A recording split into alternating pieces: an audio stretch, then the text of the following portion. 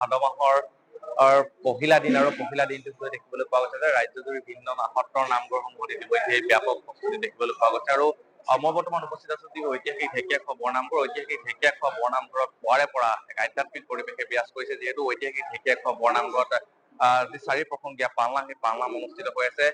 ৰাজ্যৰ ভিন্ন প্ৰান্তৰ পৰা ভকত বৈষ্ণৱসকল আহিছে আৰু নেদেখাজনৰ ওচৰত আশীষ লোৱা দেখিবলৈ পোৱা গৈছে। পোনে পোনে এটা মোৰ কেমেৰা সহযোগী আছে, এটা পৰিৱেশ দেখুৱাব। আচলতে এনেদৰে যি ঐতিহাসিক ঢেকীয়াখোৱা বৰনামঘৰ, ঐতিহাসিক ঢেকীয়াখোৱা বৰনামঘৰ লৈ ৰাজ্যৰ ভিন্ন প্ৰান্তৰ পৰা ভকত বৈষ্ণৱৰ আগমন কৰিছে। যি 4 প্ৰসংগীয়া পালনাম, সেই পালনামত তেওঁলোকে অংশগ্ৰহণ কৰিব আৰু যি গছি অক্ষয় বন্তি আছে, অক্ষয় বন্তি গছিৰ ওচৰত তেওঁলোকে ধূপ দ্বীপ নৈবেদ্য আৰু শৰাই আগবঢ়াইছে।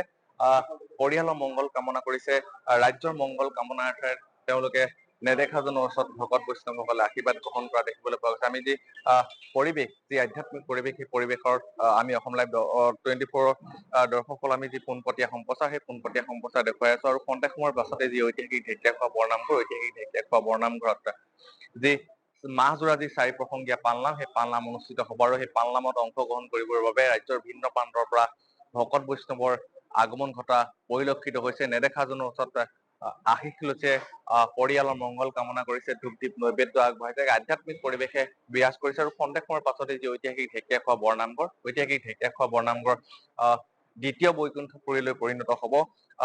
যিহেতুকে যি ঐতিহাসিক ঢেকীয়াখোৱা বৰনামঘৰ, ঐতিহাসিক ঢেকীয়াখোৱা বৰনামঘৰত মাধৱদেৱ গুৰুজনে নিজ হাতেৰে প্ৰতিষ্ঠা কৰা যি ঐতিহাসিক ঢেকীয়াখোৱা বৰনামঘৰ, সেই ঐতিহাসিক ঢেকীয়াখোৱা বৰনামঘৰ অক্ষয় বন্তি গছিৰ ওচৰত ৰাজ্যৰ ভিন্ন প্ৰান্তৰ পৰা অহা ভকত বৈষ্ণৱে অংশগ্ৰহণ কৰা দেখিবলৈ পোৱা গৈছে। দাদা, মই আপোনাৰ কাষলৈকে আহিছো, ক'ৰ পৰা আহিছে?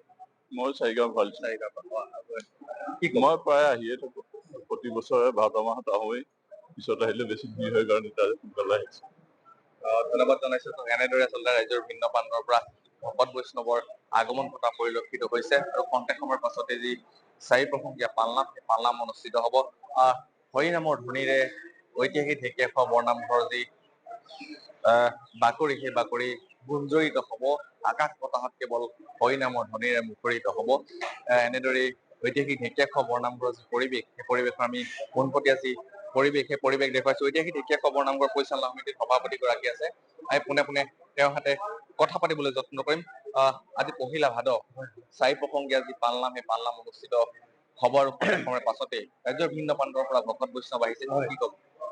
ঐতিহাসিক ঢেকীয়াখোৱা বৰনামঘৰত মহাপুৰুষ মাধৱদেৱে এগছি গুৰুবন্তি জ্বলাই মজু অন্ন খাই এই পবিত্ৰ তীৰ্থক্ষেত্ৰ ৰাইজৰ মাজত থৈ গৈছিল। আৰু 18 আগষ্টৰ পৰা আজি সন্ধ্যাৰ পৰা পালনাম আৰম্ভ হৈছে 4 প্ৰসংগীয়া। এই পালনামৰ তাৎপৰ্য আছে। এই পালনাম মাৰি যেতিয়া শংকৰগুৰুৱে মাধৱদেৱক লগ পোৱা নাছিলে বছৰকাল, মাৰি যোৰহাটত 60 জেগা পালনাম পাতিছিলে। শেষৰ দিনাখনেই গুৰুজন ইয়াত থাকি পেলাই এগছি গুৰুবন্তি জ্বলাই ৰাইজক চন্দ্ৰচৰ কৰিছিলে আৰু এগছি ঢেকীয়াই অন্ন খাইছিলে আৰু 4টি পুথিয়ে সীমা নিৰ্ধাৰণ কৰি তেখেতে সীমা নিৰ্ধাৰণ কৰিছিলে। আৰু যি হৰিজন মহো আছে আৰু অক্ষয় বন্তি গছি আমি তেতিয়াৰ পৰা ৰাইজে প্ৰতিপালন কৰি ৰক্ষা কৰি আছে।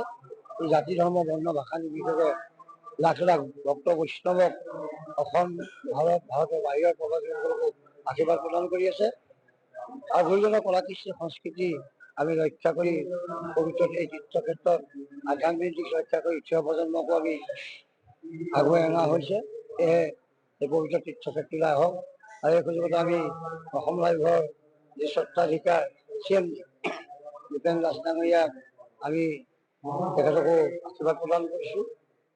সকলোকে আমি আশীৰ্বাদ প্ৰদান কৰিছোঁ আৰু তেখেতেও নামঘৰলৈ আহি অক্ষয় বন্তি আৰু আমাৰ যি 4জন যুক্তৰাষ্ট্ৰীয় ঘাইপথ, এই ঘাইপথৰ সন্মুখত তেখেতে যি আত্মধুনীয়া ৰাইজ জীয়াব পৰা যি বাস্ত্ৰ নিৰ্মাণ কৰি দিছে। আৰু এই অনুষ্ঠান সকলোৱে ৰাইজৰ দান বৰঙণি ইয়াত আমাৰ এই নামঘৰ বাবেই চন্দ হৈ উঠিছে। আৰু এটা আমাৰ দুখৰ বিষয় আছে লগতে যে আমাৰ কেইদিনমানৰ আগতে সকলোৱে জানে এই 4খন জিলাত মহামাৰী বানপানীয়ে যথেষ্টখিনি ৰাইজৰ অনিষ্ট সাধন কৰিলে। আমি যথাসাধ্যমতে গোটেইখন নামঘৰে তাত সহযোগ কৰিছিলোঁ আৰু যিসকল ৰাইজৰ দুৰ্গতি হৈছে তেখেতসকল খুব সোনকালে দুৰ্গতিৰ পৰা মুক্ত পাই আগৰ দৰে চন্দ হৈ উঠক। আৰু যিসকল আমাৰ মাজৰ পৰা গ'লগৈ তেখেতসকলক আমি বিদেহী আত্মাৰ সদ্গতি কামনা কৰিছোঁ। শোক সম্পন্ন পৰিয়ালবৰ্গক আমি সমবেদনা জ্ঞাপন কৰিছোঁ। আৰু এই অসম লাইভৰ